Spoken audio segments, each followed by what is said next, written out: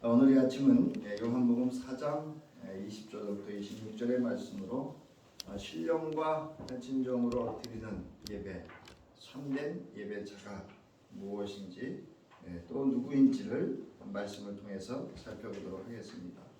우리가 지난주에는 요한복음 4장 4절부터 19절에서 이어서 오늘 본문은 지난주 요한복음 4장 4절부터 19절에 이어 예수와 사마리아 지역의 한 여자와 수가라고 하는 동네의 야곱 우물가에서의 이야기가 이제 오늘 본문에서는 그 주제를 달리하면서 이제 계속됩니다. 예수께서는 나는 남편이 없나이다라고 하며 자신의 사생활과 외적인 존엄성에 측은할 정도로 매여 있는 한 여인을 향해서 긍휼을 베푸시기를 시작하십니다. 그러자 예수께서는 이 여인의 엉망진창일 만큼 비도덕적인 삶, 즉 시작부터 잘못되어 산산이 부서진 인생의 얼룩진 삶을 있는 그대로를 드러내시고자 합니다. 그러므로 예수께서는 그 여인의 말에 부드럽기는 하지만 매우 단호하게 대답하십니다. 남편이 없다는 말이 옳도다. 너에게는 남편 5이 있었고 지금 있는 남편도 아니니 내 말이 옳도다. 이처럼 본인의 내면을 숨기고 가식적인 말을 하며 상대방의 진정한 대화의 의도를 알려고 하지 않고 알아듣지 못하고 자기 말만 하는 이에게는 직설적인 표현으로 대화하는 것이 필요합니다. 옛날에는 병원에서 의사들이 환자들이 중한 병이 들면 어떻게 했죠? 가족들을 불러서 은유적으로 이야기를 했습니다. 뭐 맛있는 거 잘 드시게 하시라는 등, 어디 여행을 하시고 싶으면 여행을 보내드리라는 등. 그러나 요즘은 어떻게 하죠? 본인에게 직접 이야기합니다. 그래서 암 판정을 받고 많은 것들이 무너지죠. 내가 뭐 죄를 지었나, 뭐 이렇게 자책하고 죄책감까지 갖고 많은 여러분들이 있습니다. 그러나 그러지 아니하면 그런 것들에 직면하지 않고 또 여러분 이 시술이나 수술 물론 마취를 하지만 그것이 사실은 엄청난 통증을 우리는 마취 속에서도 경험을 합니다. 그런 고통이 없으면 회복되거나 또 그 생명을 유지할 수가 없습니다. 그래서 여러분 세례자 요한의 대화도 은유적인 표현을 잘 안 썼습니다. 세례 요한은. 그래서 세례자 요한은 왜 은유적인 표현을 안 쓰고 직설적인 표현을 썼는가 하면 그 시대가 그들의 백성들이 완악했기 때문에 그렇습니다. 그래서 정말 이렇게 우리가 세상 말로 좋은 말로 하면 알아듣지를 못해요. 그래서 여러분들이 아시다시피 성경에도 자기의, 즉 서기관과 바리새인 이들은 자기의에 이렇게 빠져 있기 때문에 그들을 향해서는 예수님께서 아주 직설적인 표현으로 말씀하시는 것을 볼 수가 있습니다. 자, 그 여인 또는 그 여인이죠. 그 여인은 어떤 남자에게도 매여 있지 않기 때문에 어떤 남자의 아내로 선택될 수 있다는 것이지만 이게 왜 그러냐면 단어를 다 설명해 드려야 되는데 지금 생략하고 가서 그래요. 이 남편으로 번역된 단어가 남자라는 단어로도 번역이 되기 때문에 그렇습니다. 그래서 이 두 단어가 사실은 이제 어떤 관계가 이루어지면 남편이고 그러지 않으면 남자가 되는 거죠. 그래서 이 여자가 이제 남자로 번역이 되어지면 이 5 남자 그리고 6번째 남자로 번역이 되면 이 여인은 이 6 남자를 다 선택할 수 있고 선택받을 수 있는 그런 여인입니다. 자, 그런데 그렇다고 한다면 이 여인은 유대 율법을 어긴 겁니다. 유대법에는 재혼 3원까지 가능합니다. 3번까지 재혼은 가능하지만 그 이상은 재혼을 할 수 없는 그런 법이 있다고 그래요. 재혼을 금하는 법이 있다고 합니다. 그러나 그 여인이 만약 이 5 남자 그리고 6번째 남자와 남편의 관계였다면 그 여인은 연속적으로 지금 음행을 저지르고 있었던 것이 됩니다. 어찌됐든 이 여인은 지금 그 삶이 아주 처참하게 얼룩지고 엉망진창으로 살아가는 여인임을 알 수가 있습니다. 그것이 또한 단편적으로 대부분 우물에 물을 기르러 나오는 시간은 아침이나 저녁 시간입니다. 근데 한낮에 나온다라고 하는 것은 이 여인 스스로가 누군가를 만나고자 하는 것을 지금 회피하고 있다라고 하는 것도 알 수가 있습니다. 자, 이제 이 여인이 그 자신의 비밀, 과거의 삶이 드러납니다. 예수 그리스도에 의해서 그 자신의 과거와 지금 자신의 그 존재성, 정체성에 대해서 온전히 아주 마치 이렇게 벌거벗은 것처럼, 사실은 발가벗다가 났는데 벌거벗은 것처럼 지금의 상황이 그 중심까지 예수에게 드러나자 마음의 상처는 받았지만 더 이상 자신의 비밀을 감추어야 하는 것으로부터 자유롭게 되었습니다. 우리 지방의 이제 선배 목사가 저한테 그런 이야기를 하더라고요. 내가 남궁 목사한테 지금까지 그 누구에게도 아내에게도 하지 않았던 이야기를 내가 오늘 하고 있네. 그래요. 근데 그 이야기는 이제 고등학교 1학년 때 자기가 이제 이렇게 우리가 흔히 말하는 요즘으로 말하면 일진이었어요. 그 노는 아이로서 그래도 자기 반 아이들을 보호하고 지켜주려고. 그래서 자기 반 아이들이 공부 잘하고 잘 되기를 바라면서 지켜줬는데 어느 날 자신이 사고를 쳤는데 그 아이들이 이제 학교에서는 어떻게든지 붙들려고 이 아이를 붙들려고 하는데 명분이 없는 거예요. 그래서 그 반 아이들한테 물었답니다. 그랬더니 그 반 아이들 100%가 이 아이는 내보내야 된다 이렇게 결정이 됐다는 거예요. 그래서 학교에서도 어쩔 수 없이 자기를 이제 우리가 말하는 이제 잘리게 됐다는 거예요. 그때 자기는 그 배신감이 너무 컸다는 거예요. 네. 그래서 저한테 어떤 상황이냐 이렇게 묻더라고요. 그래서 저는 사실 어려서 좀 모범적으로 학교를 다녔거든요. 모범생에 속했는데 제가 그 이야기를 했어요. 네. 목사님은 그런 의미로 자기 반 아이들을 보호하고 지키려고 했지만 그런 마음이었지만 모범생들이나 그 반 아이들에게 있어서 당신은 언제나 불안한 존재다. 그래서 그 불안한 요소를 제거하면 그 반이 평정이 올 거라고 생각을 했기 때문에 그렇게 했을 것이다. 그렇게 말씀을 드렸습니다. 그랬더니 눈물이 글썽글썽해져요. 위로가 됐다. 이제는 그 목사님은 그거로부터 어떻게 해요? 그 수년 동안 고등학교 1학년 때부터 지금 61이니까 61죠. 지금까지 그거에 매여서 자기가 자유하지 못했던 겁니다. 그러나 그 자신의 숨겨졌던 과거의 비밀, 아내에게도 말 못했던 그 비밀을 제게 이야기하면서 저는 성령의 역사라고 봅니다. 전혀 그런 이야기할 상황이 아니었는데 제게 그런 이야기를 하면서 본인이 그것으로부터 이렇게 자유를 경험하는 걸 제가 옆에서 경험하면서 저도 감동이 됐습니다. 여러분, 우리가 어떤 상황들이 때로는 되게 그것이 고통이 되고 수치가 되고 부끄러움이 되고 절망과 낙심과 상처가 돼도 때로는 그것이 드러남으로 인해서 다시 그것이 내게 매임이나 눌림이나 억압이나 포로가 되게 하는 게 아니라 자유가 되게 하실 수 있음을 여러분 믿으시기 바랍니다. 더더욱 그리스도 예수 앞에서 여러분, 그래서 어느 목사님이 이렇게 얘기하셔요. 신앙의 가장 중요한 게 뭐냐? 하나님 앞에서 따라하시기 바랍니다. 솔직함. 이게 신앙이다. 이렇게 이야기하셔요. 그게 진실입니다.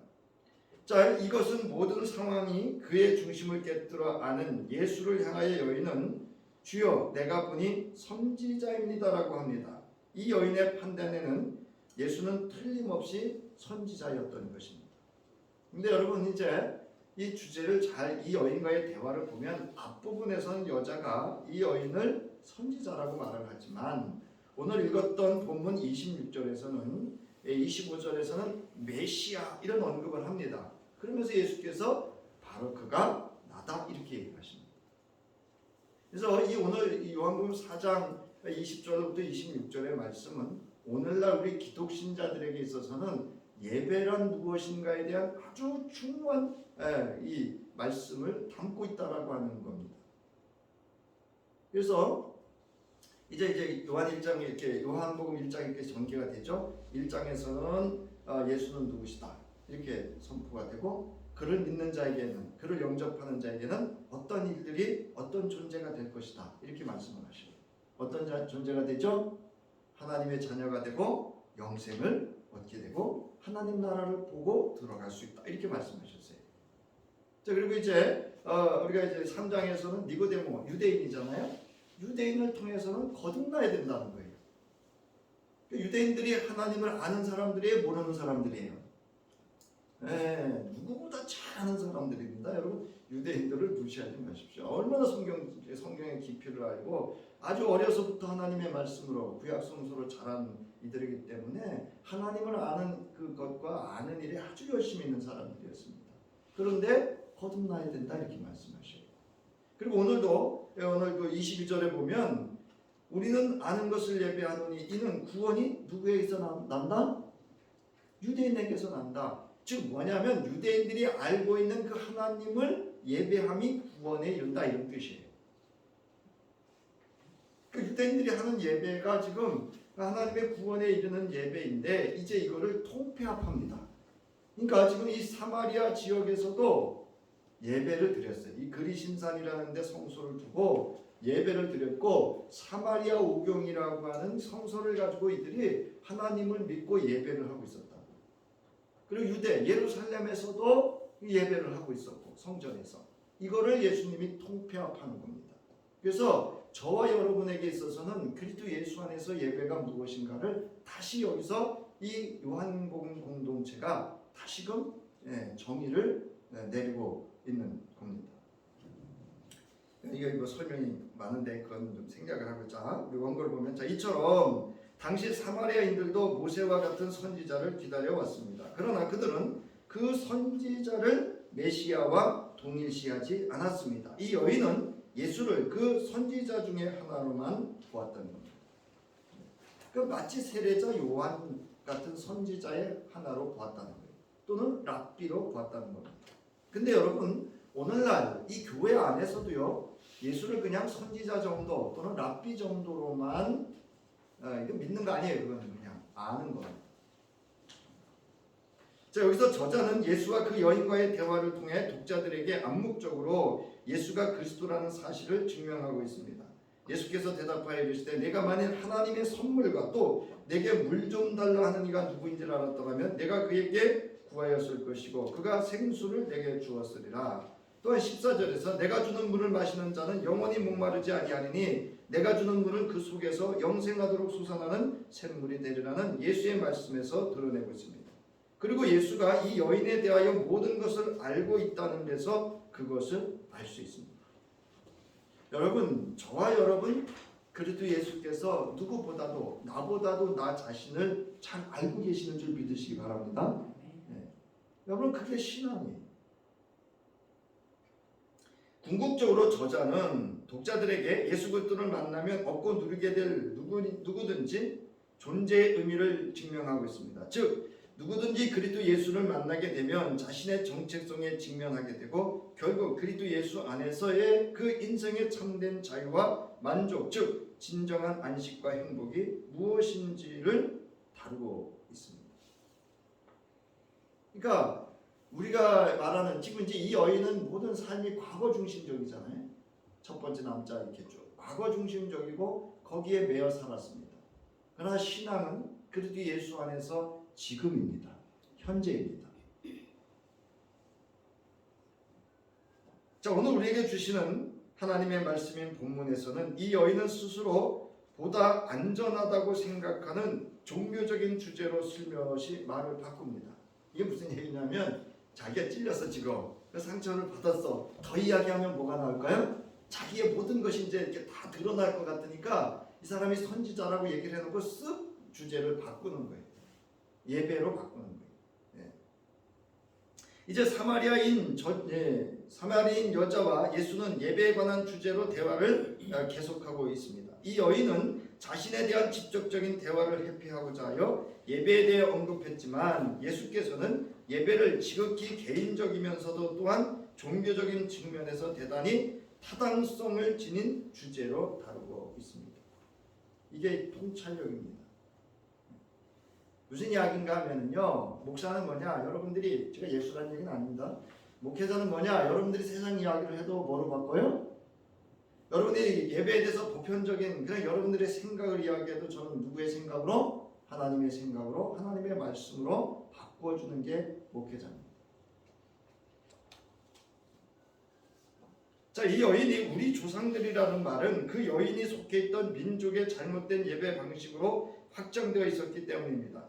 이게 지금 여러분 좀 어려워요, 사실은. 이게 뭐냐면 지금 앞서서 얘기했듯이 이 사마리아 지역도 뭐가 있었다고요? 그리심산에 성소가 있었다.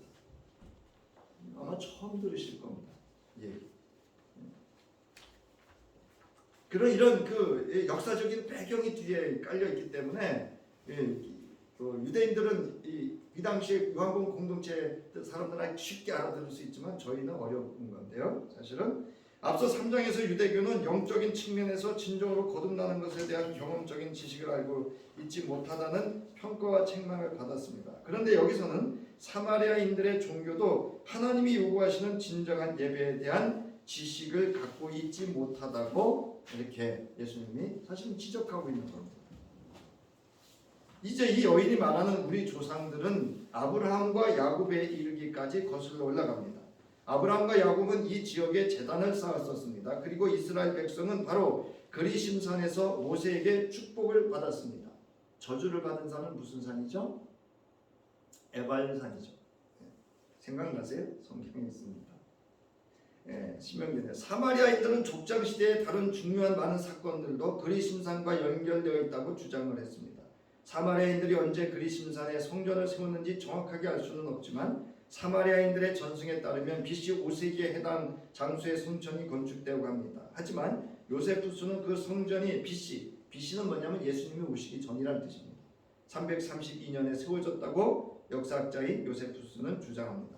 사마리아인들은 그리심산의 다른 산꼭대기에 세운 한 제단에서 계속 예배를 드렸습니다. 하지만 BC 129년에 대제사장 요한 히르카누스와 유대인들은 그 제단을 허물어 버렸다고 합니다. 이 사마리아 여인이 예수에게 예배에 대한 주제를 끄집어냈을 때 예배드리기에 합당한 장소와 관련한 유대인들과 사마리아인들의 논쟁은 이미 수세기 동안 진행되어 왔었음을 알 수가 있습니다. 무슨 얘기냐면요, 자, 보세요. 이 사마리아인들은 아브라함 중심이고요, 유대인들은 누구 중심일까요? 다윗 왕이 중심입니다. 여러분, 성전을 누가 세웠어요? 다윗이 계획하고 그의 아들 솔로몬이 세웠죠.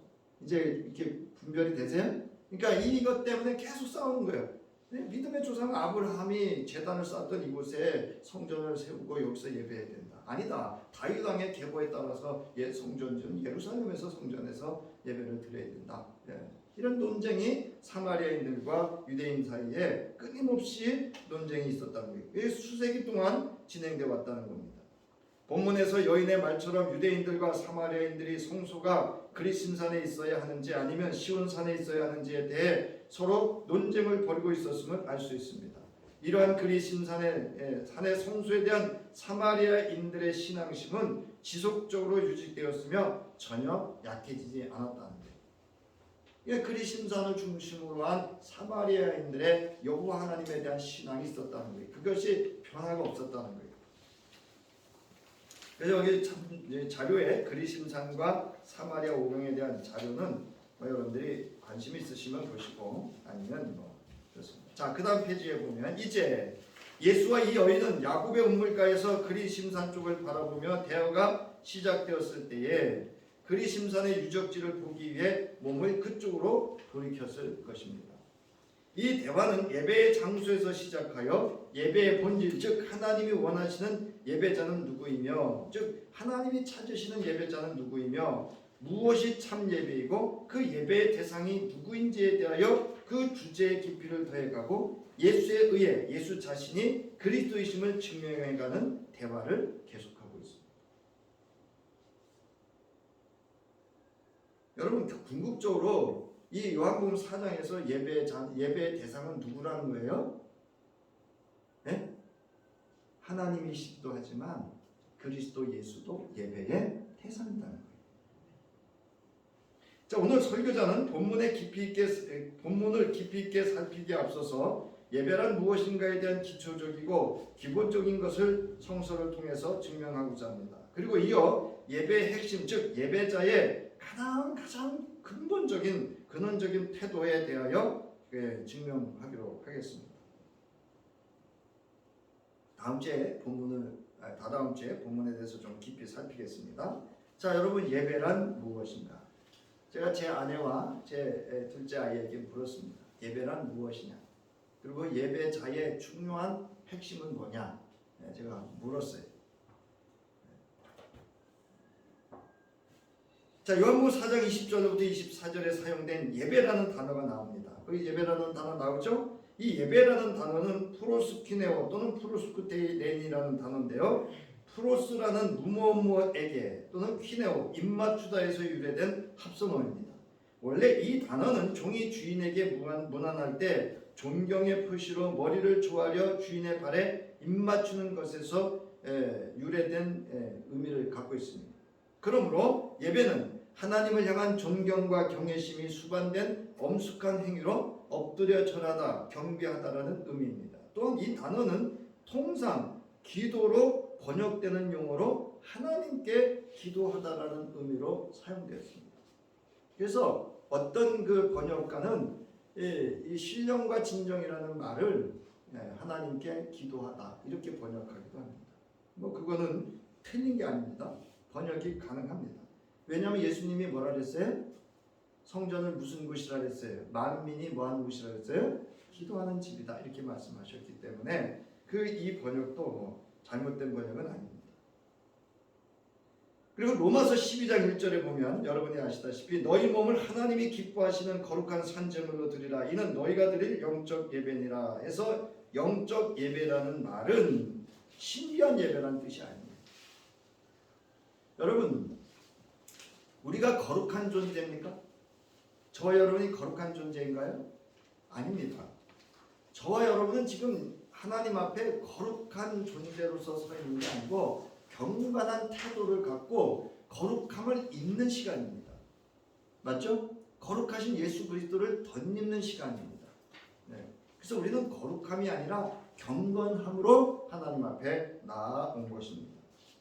자, 보세요. 여기 원래 뜻은 당연한 예배, 마땅한 예배, 합당한 예배라는 매우 단순한 뜻입니다. 즉 일상에서의 하나님과 교통하는 구별된 거룩한 삶으로 자신을 하나님께 드리는 삶을 의미합니다. 제가 왜 거룩한 삶이라고 하냐면 경건한 태도를 가진 거룩한 삶입니다. 여러분, 거룩한 삶이 뭐죠? 하나님의 말씀대로 사는, 영적으로 사는 것이 거룩한 삶입니다. 믿습니까? 네. 영적이라는 뜻이 뭐라고요? 가르쳐드렸는데 영적이라는 뜻은요, 하나님의 말씀대로 사는 게 영적입니다. 그게 거룩한 삶입니다. 그래서 이 로마서 12장의 1절에는 예배라고 하는 단어는 여러분 이 요한복음 4장 20절부터 나온 이 예배라는 단어와 다릅니다. 그래서 라트레이아라고 하는 헬라어를 씁니다. 그래서 이거는 하나님을 섬기다 이런 뜻이에요. 네, 여러분, 예배는 뭐냐? 하나님을 섬기는 거예요. 여러분이 하나님 앞에서 찬양을 드리고 기도를 하고 봉헌을 하고 자신의 존재와 함께 다 드리는 거는 하나님을 뭐 하는 거예요? 섬기는 겁니다. 그래서 예수님 이렇게 말씀하셨잖아요. 인자는 섬김을 받으러 온 것이 아니라 뭐 하러 왔다고요? 섬기러 왔노라. 저는 다르게 요즘 봅니다. 이거를 자꾸 사람들은 섬겨야 이렇게 된다고 생각을 하는데요. 저는 그게 아니라 예수님이 말씀하셨던 그 섬김은 하나님을 섬긴다는 의미입니다. 왜냐하면 하나님을 섬길 때 뭐 할 수 있어요? 하나님의 구원을 이룰 수 있습니다. 자, 보세요. 바울은 이 제사를 로키케 라트레이라라고 하는 영적 예배로 묘사하는데 곧 그리스도인들이 들어야 하는 예배는 분명히 세상과는 구별되고 하나님의 뜻에 일치하는 방식으로 그들의 내적 생활과 외적 행위로 되어야 하는 예배를 말합니다. 즉 우리의 일상 속에 우리 아까 찬송가 불렀잖아요. 나의 손과 발과 모든 걸 다 드리면서 뭐도 드린다고요? 나의 음성도 드린다고요. 저도 좀 언어 생활에 절제가 필요한데요. 예.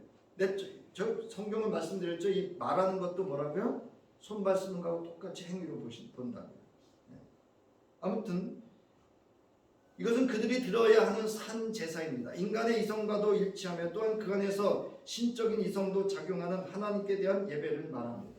인간의 이성도 여러분 작동이 돼야 돼요. 그러나 하나님의 이성도 작동이 돼야 됩니다. 만약 사람이 이 이성의 음성을 듣는다면 이것이 하나님께 대한 참된 예배라는 것을 반드시 알게 됩니다. 그러니까 우리 일상 속에서 예배라고 하는 건 뭐냐? 즉 바울이 말하는 영적 예배라고 하는 건 우리가 하나님의 이성의 말씀을 늘 뭐하는 거예요? 그거대로 살아가는 거예요. 그 이성, 하나님의 생각으로 살아가는 것이 영적 예배다. 그런 의미입니다. 자, 그럼 예배는 뭐냐? 첫 번째 함께 읽겠습니다. 시작. 하나님의 선제적 찾아오심과 부르심으로 인한 하나님과 만나는 것이다. 여러분 지금 하나님 만나고 계십니까? 저는 요즘 제가 예배 때 또 평상시 제 마음에 자꾸 이렇게 상고되는 게 있어요. 아까 기도할 때 내 마음의 묵상이, 그 묵상이라는 게 다른 게 아니다. 하나님의 말씀을 묵상하는 거예요. 그게 뭐냐면 두려움이라는 단어입니다. 두려움이라고 하는 단어. 창세기 12장 7절부터 8절에 보면 주님께서 아브라함에게 나타나셔서 말씀하셨습니다. 내가 너희 자손에게 이 땅을 주겠다. 아브라함은 거기에서 자기에게 나타나신 주님께 뭘 쌓았다고요? 제단을 쌓았다. 그게 뭐예요? 예배를 드렸다는 겁니다. 엎드렸다는 거예요. 여러분 우리의 일상 속에서도 언제든지 주의 음성이 들려주시면 엎드리시기 바랍니다. 그래서 왜 기도가 중요한가 하면요. 기도도 여러분 예배입니다. 엎드리잖아요. 여러분 기도할 때 내가 있어요? 없어요? 처음엔 내가 있죠. 내 감정도 있고 다 있죠. 그러나 궁극적으로 기도가 깊어지고 성숙해지면 어떻게 해요? 내 뜻대로 마옵시고 누구의 뜻대로? 주의 뜻대로 마옵소서. 여기 선제라는 단어 여러분 신학적인 용어인데요. 참조하시고요. 자 보세요. 그러면서 아브라함은 또 거기에서 떠나 베델의 동쪽에 있는 산간 지방으로 옮겨가서 장막을 쳤습니다. 서쪽은 베델이고 동쪽은 아이입니다. 아브라함은 거기에서도 제단을 쌓아서 주님께 바치고 주님의 이름을 부르며 뭐를 드렸다고요? 예배를 드렸다. 여러분 이 베델과 아이가 어디 있습니까? 지금 여기 말하는 사마리아 지역에 있는 데입니다. 여러분 예배란 하나님의 선제적 찾아오심과 부르심으로 인한 하나님과 만나는 거예요. 여러분 하나님이 여러분 초대해 주셔서 오신 줄 믿으시기 바랍니다. 여러분 내 의지로 나온 거 아니에요. 그래서 귀한 겁니다. 여러분이 이 시간 오시면 하나님이 여러분을 부르셨고 이곳에 오도록 하신 겁니다. 자, 두 번째 시작. 하나님 계획 또는 뜻을 전하고 그 말씀을 믿음으로 뭐 하는 거예요? 듣는 겁니다. 여러분 하나님의 계획과 뜻을 하나님이 전하십니다. 그리고 그 말씀을 믿음으로 듣는 것이 예배입니다. 창세기 15장 1절부터 6절에 보면 이런 일들이 일어난 뒤에 거의 이런저런 일들이 일어났습니다. 주님께서 환상 가운데 아브라함에게 말씀하셨습니다. 아브라함아 두려워하지 말아라. 나는 너의 방패다. 네가 받을 보상이 매우 크다. 그러나 아브라함이 여쭙습니다. 주 나의 하나님 주님께서는 저에게 무엇을 주시렵니까? 저에게는 자식이 아직 없습니다. 저희 재산을 상속받을 자식이라고는 다마스쿠스 녀석 엘리셋의 뿐입니다. 녀석이라고 번역했어요. 왜냐하면 종이기 때문에. 종은 사람이 아닙니다. 그래도 이름이 나올 정도면 아브라함이 정말 귀하게 여겼던 종입니다. 자 그러면서 이제 여러분 보세요. 5절에 보세요.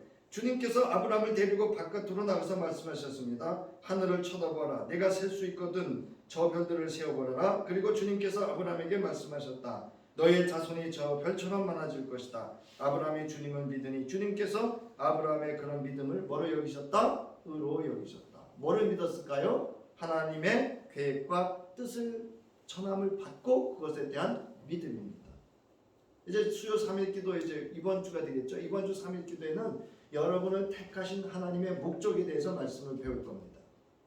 여러분 각각은 다 부족하고 다 우리 흔히 말하는 그 뒤에서 안에서 구원받은 죄인이지만 하나님은 다 여러분을 택하시고 이 땅에 생명을 주실 때는 각각의 다 목적이 있는 줄 믿으시기 바랍니다. 여러분 아주 하나님 보시기에는 우리 사람들이 자꾸 비교하고 이렇게 하고 뭐 이렇게 하는데요. 그 사람들이 기준이고요. 하나님 보시기에는 그 누구보다도 저와 여러분은 다 귀한 존재입니다. 그 다음에 세 번째 시작. 하나님의 언약 및 뭐를 받는 것이라고요? 복을 받는 것이다. 창세기 22장 15절부터 18절. 여러분 무슨 사건인지 아시죠? 아브라함이 하나님의 말씀을 따라서 그 아들 이삭을 희생 제물로 바치라고 했을 때 그 다음날 아침 일찍 일어나서 순복합니다. 주님의 천사가 하늘에서 두 번째 아브라함을 불러서 말하였습니다. 주님의 말씀이다. 내가 친히 맹세한다. 내가 이렇게 너의 아들까지 너의 애아들까지 아끼지 않았으니 내가 반드시 너에게 뭐를 주며 그냥 복이에요? 큰 복이에요? 큰 복. 큰 복은 어디서 주시는 복이냐? 하늘에서 주는 복을 큰 복이라고 합니다. 보세요. 내가 친히 뭐 한다고요? 맹세한다는 건 언약한다는 거예요. 언약한다. 너의 자손이 크게 불어나서 하늘의 별처럼 바닷가의 모래처럼 많아지게 하겠다. 너의 자손은 원수의 성을 차지할 것이다. 네가 나에게 뭐하였으니? 복종하였으니 세상 모든 민족이 내 자손의 뭐를 입어서? 덕을 입어서 복을 받게 될 것이다. 여러분 여기 순종하다는 단어를 안 쓰고요. 복종하다. 개역개정에는 이렇게 써요. 그 말씀대로 준행하였다. 이렇게 하고 있습니다. 여러분 신앙이라고 하는 건요. 다른 데 있지 않습니다. 여호와 하나님의 말씀을 그대로 때로는 순종하고 내가 기뻐서 그 말씀을 준행하기도 하지만 때로는 아니야. 아니지만 뭐 하는 거예요? 복종하는 거예요. 저도 대학 갈 때는요. 제 인생에 계획이 있었어요. 내 인생은 이렇게 살아야지. 이런 선택이 함이 있었어요. 그럼 어느 순간 믿음의 생활을 하나님의 부름을 받고 신앙생활하면서 그냥 하나님이 정한 길이 이 길 같아서 그냥 목회자가 된 거예요. 이 길을 선택했다.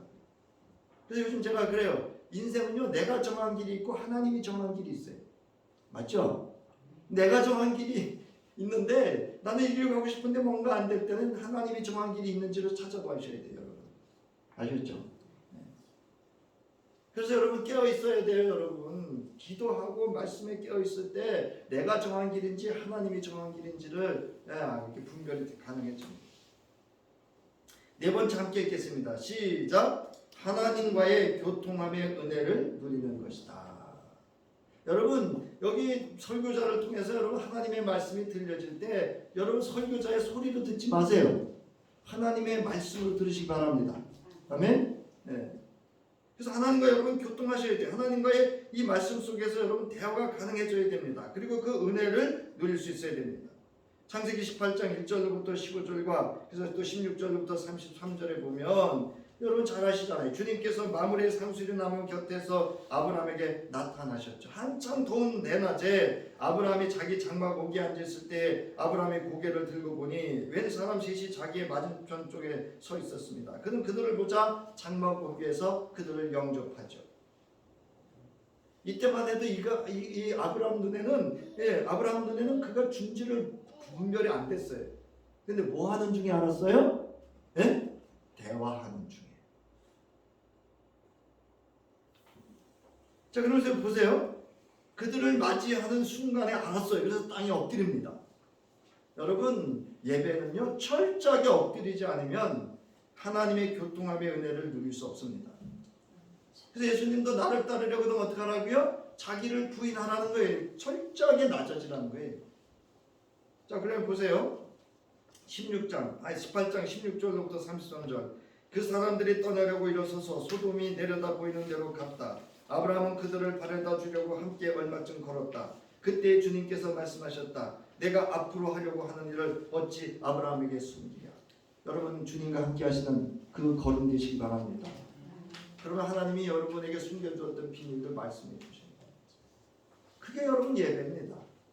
이게 하나님과의 대화예요. 여러분 하나님을 두려워하시되 하나님은 우리가 뭐 하시기 좋다? 가까이 하면 나도 너희를 가까이 하시겠다 이렇게 말씀하셨습니다. 자, 그러면서 여러분 그 다음 페이지 보세요. 7페이지 위에서 두 번째 줄. 이제 그 여호와의 사자들은 소돔과 고모라를 심판하기 위해서 내려가죠. 그러나 누구는 계셨어요? 아브라함은 주님 앞에 그대로 서 있었습니다. 우리의 신앙이라고 하는 건 우리의 일상과 어떤 삶 속에서도 어디에 서 있는 거예요? 주님 앞에 서 있어야 합니다. 믿습니까? 그러면서 여러분 잘 아시죠? 주님께서 의인을 기어이 아이과 함께 쓸어버리셨니까? 그래서 50명에서부터 몇 명까지 내려갑니까? 32절 아브라함이 또 아뢰었습니다. 주님 노하지 마시고 제가 한 번만 더 말씀드리기에 허락하여 주시기를 바랍니다. 거기에서 10명만 찾으시면 어떻게 하시겠습니까? 주님께서 대답하셨습니다. 10명을 보아서라도 내가 그 성을 뭐 하지 않겠다? 멸하지 않겠다. 여러분 새벽에 우리 최춘영 원사님하고 3명이 저까지 3분이 기도를 해요. 저는 이 새벽 전화는 아주 귀하게 여깁니다. 한 명의 기도가 여러분, 제가 담임 목사로서 여러분 가정을 위해서 매일 아침 기도합니다. 믿으시기 바랍니다.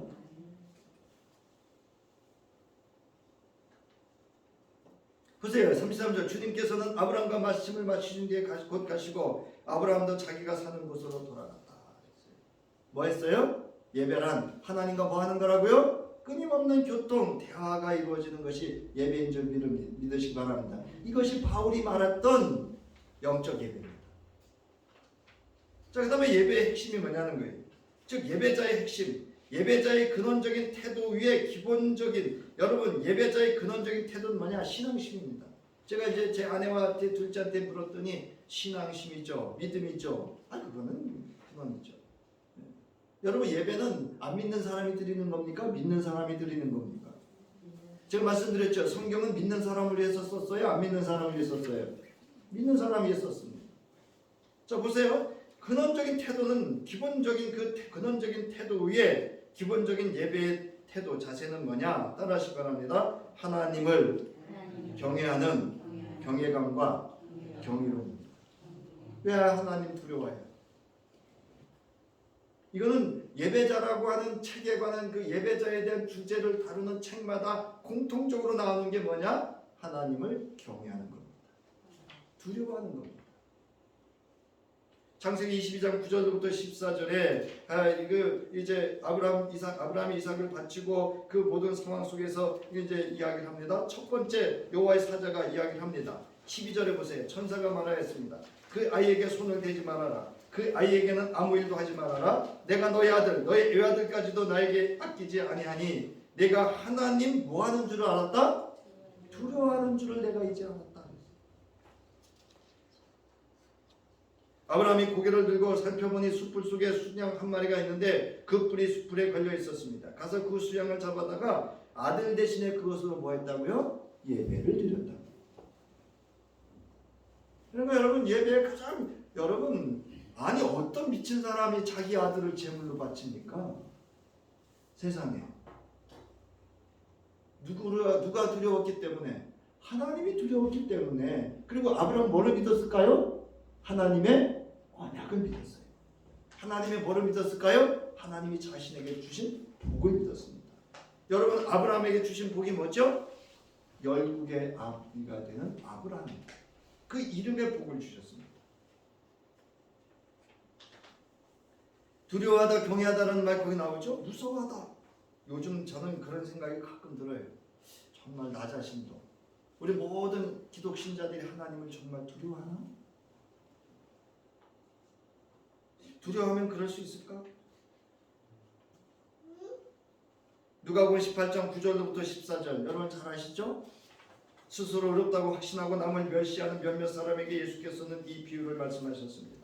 두 사람이 기도하러 성전에 올라갔습니다. 한 사람은 바리새파 사람이고 다른 한 사람은 세리였습니다. 바리새파 사람은 서서 혼자말로 이렇게 기도하였습니다. 하나님 감사합니다. 나는 남의 것을 빼앗는 자나 불의한 자나 가늠한 자와 같은 다른 사람들과 같지 않으며 더구나 이 세리와는 같지 않습니다. 나는 일에 2번씩 금식하고 내 모든 소득의 11조를 바칩니다. 저는 이 말씀을 이렇게 여기 이제 인용하고 적용하면서 제 자신 같았어요. 바리새파 같았던 제가 제 모습을 봤다고요. 그런데 세리는 그새 멀찍이 서서 하늘을 우러러 엄두도 못 내고 우러러볼 엄두도 못 내고 가슴을 치며 하나님 이 죄인에게 자비를 베풀어 주십시오라고 말하였습니다. 내가 너희에게 말한다. 의롭다는 인정을 받고서 자기 집으로 내려간 사람은 저 바리새파 사람이 아니라 이 세리다. 누구든지 자기를 높이는 사람은 낮아지고 자기를 낮추는 사람은 뭐 한다고요? 여러분, 예배자는 예배를 마치고 나면 하나님을 두려워하여 자기를 낮추는 것이 예배자입니다. 이것이 참된 예배자인 줄 믿으시기 바랍니다. 예배자에게 가장 근본적이고 기본적인 예배 태도는 여호와 하나님을 두려워하는 경외감입니다. 이 경외감이 없으면 여호와 하나님께서 베푸시는 모든 은혜와 능력에 대한 경이로움을 경험할 수 없어요. 여러분, 이 시대는 풍성한 시대예요. 뭐든지 부족함이 없어요. 돈만 있으면 다 해결됩니다. 그러나 저와 여러분은 참된 예배자로 하나님이 내게 주시는 모든 것에 대한 그 경외감 속에서 누리는 경이로움이 있어야 합니다. 예배자로 부름받은 성도는 하나님을 엎드려 경배하는 경외감과 그로 인하여 베풀어 주시는 하나님의 선제적 찾아오심의 은총과 언약과 복, 교통하심의 은혜를 누리는 신령과 진정으로 예배하는 참된 자의 하루 일상, 그 한 주가 될 수 있기를 주님의 이름으로 축원합니다. 온 우주 만물을 창조하시고 우리에게 생명의 근원이 되어주시고 온 우주 만물을 섭리 가운데 운행하시고 영원히 살아계시고 말씀으로 함께 하시는 하나님의 무한하신 사랑하심과 그 뜻과 그 말씀을 이루기 위하여 친인간의 몸을 입고 이 땅에 오셔서 십자가에 죽으시기까지 나를 사랑해 주시고 계속하사 구원해 주신 우리 주 예수 그리스도의 구속의 은혜와 이제 그리스도의 몸과 피를 먹고 마심으로 그리스도와 연합하여 하나 된 저희 위에 성령으로 함께하여 주셔서 우리의 일상과 삶 속에 영적으로 예배하는 참된 예배자로 살아갈 수 있도록 우리를 도우시고 인도하여 주실 보혜사 성령의 함께하심이 이제 한 주간 일상 속에서 깨어 기도하고 말씀으로 믿음의 사람으로 참된 예배자로 살아가기를 결단하며 돌아가는 저희와 저희의 가정과 기업과 모든 삶 위에 이제로부터 영원히 함께 하시기를 간절히 축원하옵나이다. 아멘.